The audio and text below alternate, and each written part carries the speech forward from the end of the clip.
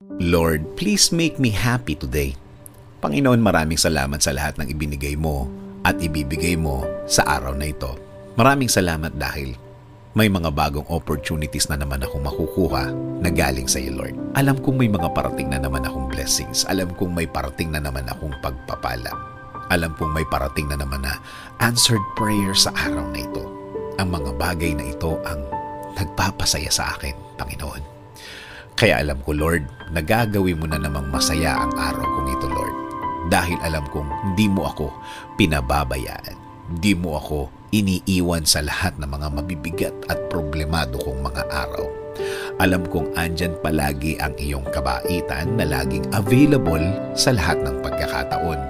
Alam ko ding tuloy-tuloy ang mga gagawin mong mga bagay sa aking buhay.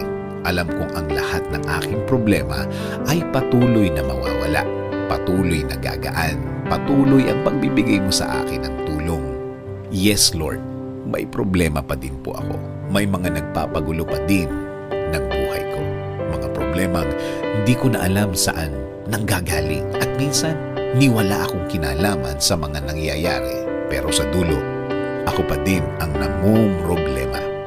Pero ang lahat ng ito'y ibibigay ko sa iyo at isinusuko. Ang lahat ng ito'y inio-offer ko sa iyo. Ikaw na ang bahala sa aking mga problema. Ikaw na ang bahalang mag-alis sa aking isipan. Ikaw na ang bahalang magpagaan sa aking puso. Aasa at maniniwala ako sa iyo, Lord.